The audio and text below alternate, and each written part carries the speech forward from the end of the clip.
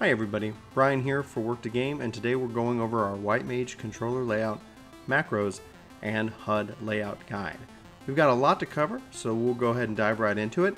If you're new to these guides, we cover three main topics: our HUD layout and settings, our controller layout, and any macros that we might be using. So without further ado, let's go ahead and do this thing.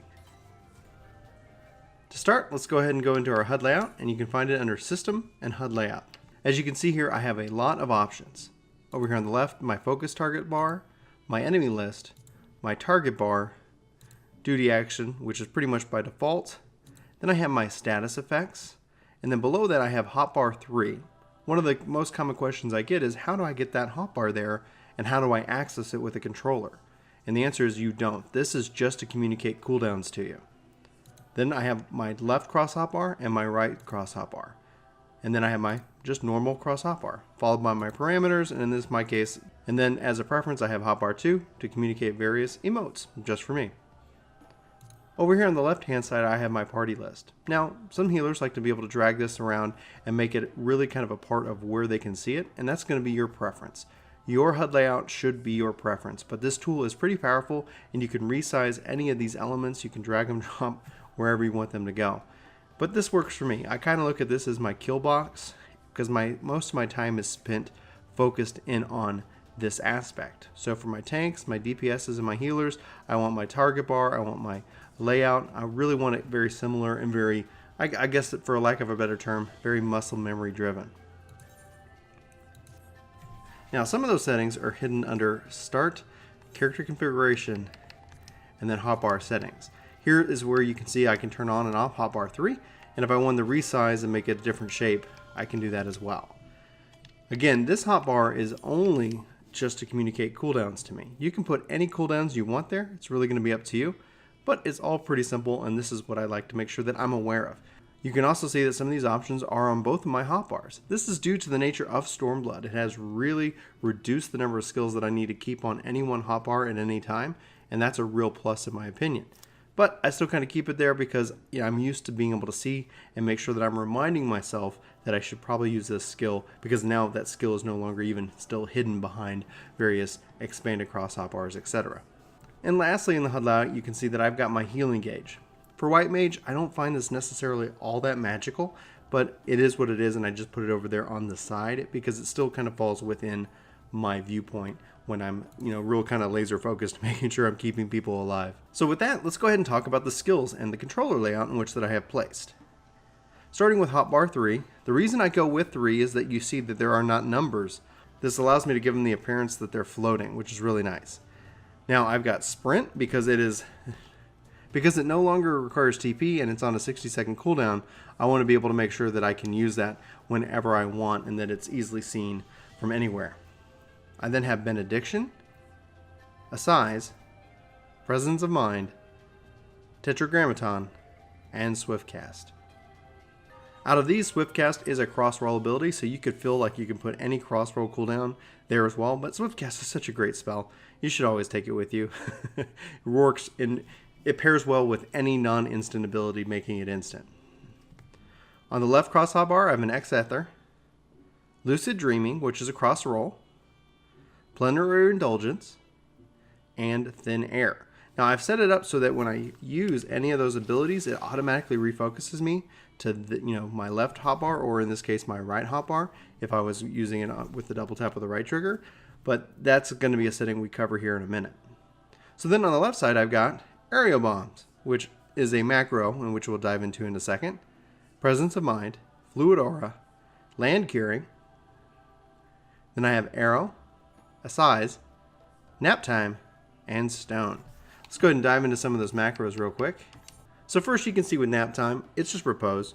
Repose is just casting the spell Repose, and then it's marking that target with Target to Bind to. It could be any marking that you wish. Because I use this spell so infrequently, I want to make sure that if I am using it, the rest of the party is clear that that target is slept and they are bound to wherever they are.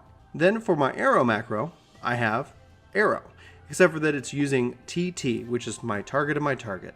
This allows me to focus in on my tank or any particular member, and it's going to cast the spell on their target, whoever they're focusing it on.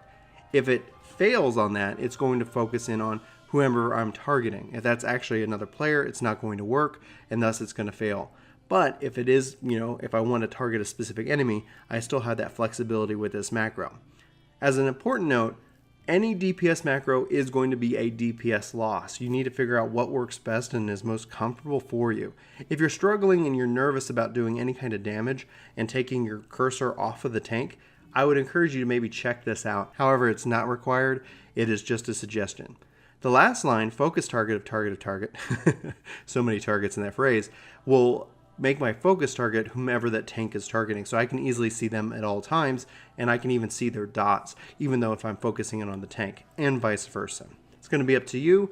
Use it with whatever extreme caution is possible. If you really want to get into the hard-end rating, I would not recommend this as a practice, but to get comfortable with healing and DPSing, this might help you move forward.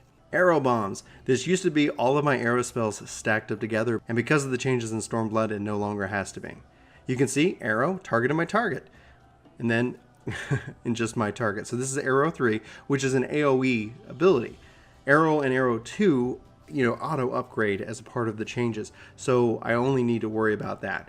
Just same thing with here. So it's either going to use arrow or arrow 2, depending on what level and what access to arrow that I have. Finally, stone.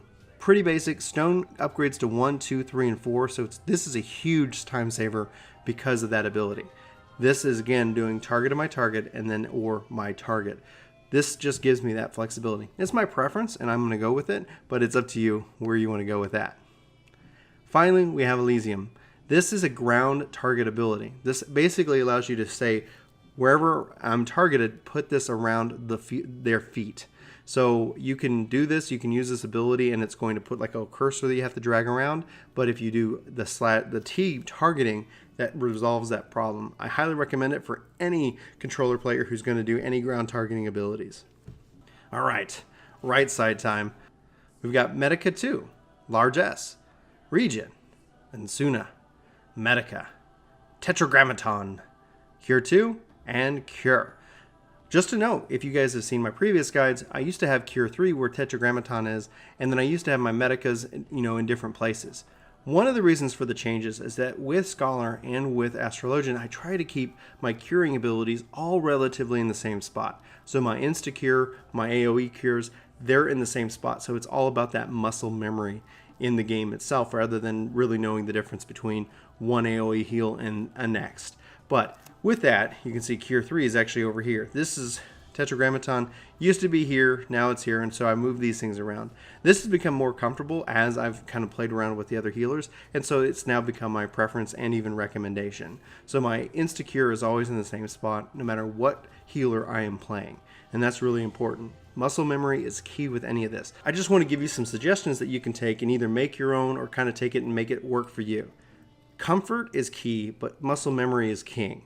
So it is very important that, especially if you play different healers, you don't make extra work for yourselves by moving similar type abilities into different slots.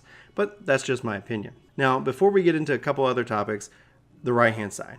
Benediction, I love this ability. They reduce the recast time to 180 seconds. I feel like I can do this quite a lot, and it's very handy. Then I've got Cure 3, and then finally Divine Benson. These abilities are right over there. I'm not using them that often, but they're within an easy double click to be able to access, and then I can easily return right to where I need to go. Now, one of the things you'll notice is that I have a lot of my attacking abilities here, and I have a lot of my healing abilities here. Large S and Insuna are in the same spot no matter what healer I play as. Medica, Medica 2 are AoEs. This isn't going to work one-to-one for each healer because there are some obvious differences, but I try to keep left side, right side, that kind of feel and that kind of flow. Then you could see Cure 1, Cure 2, and then Tetragrammaton, which kind of lines up with exactly what I'm doing with Astrologian and even Scholar. On the right hand side, we have my attacking abilities. I do have a few healing abilities here, and you don't have to worry about being so specific that left is attack and right is healing. It really doesn't matter. I just know that this is where those abilities are, so it works for me.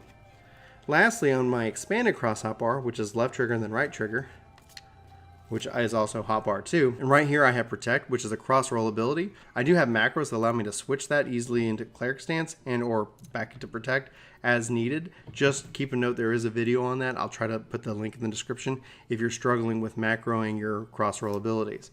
Then I have Raise, Swiftcast, Holy, which is great.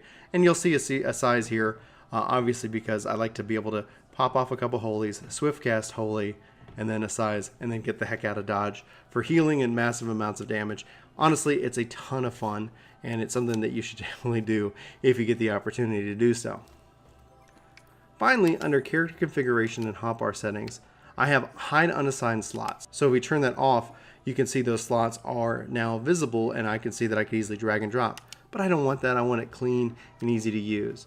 Sharing, I've got 1 through 6 is not shared, but the real meat here is enable expanded controls with left trigger and right trigger, and then enable W cross hotbar with simultaneous left trigger and right trigger double tap. This is where you assign your hotbars as 2 left and 7 right. 7 right being a shared cross hotbar that goes across job to job. 3 left and 3 right are specific to my job, so no matter what I'm on, these are always going to be specific to those. And then lastly, we've got enable customization when weapon is sheathed and when it is drawn. This way, whenever my weapon's away, I'm only going to cycle between hotbar 1, 7, and 8, and then when it's drawn, just 1. You can do the same thing for PvP and have varying different options if you choose to do so, and it's really quite handy. There are a lot of options in here that I would highly recommend and encourage you to check out. We go over them in a lot of detail in our Getting Started with the Controller guide, so I would encourage you guys to check those out. I'll do my best to actually link those in the description as well, but that is pretty much that. I thank you all for watching this video. I thank you so much for all your support that you continue to give the channel. Please let me know if you have any questions in the comments below, and we can go from there. If you have any questions about macros or things like that, you can always try to join me on stream and we can review in real time. I find sometimes that's a lot easier. But for Work to Game, my name's Brian. Thanks so much for watching this video, and I hope you guys have a fantastic day. But until next time, stay strong, stay brave, be smart. Take care, guys. Hey guys, thanks for watching. Brian, do you think there's anywhere they could catch us in the meantime? Right now, Chris, we're probably on Twitch. If it's probably in the afternoon, it could be you. Sometimes you see my face. And we also found this random guy, named Kevin on the street somewhere. I accidentally left my password written on the side of my car. Oh man, that was really a big mistake. But guys, we really appreciate it if you guys hit the link in the description below for our Twitch page. We'd love to see you over there. And you can even subscribe to us over on Twitch. If you're Amazon Prime, that could even be free. Oh my gosh, what a deal. Well, cool. Well, thanks guys so much for watching, and we'll see you next time. Take care.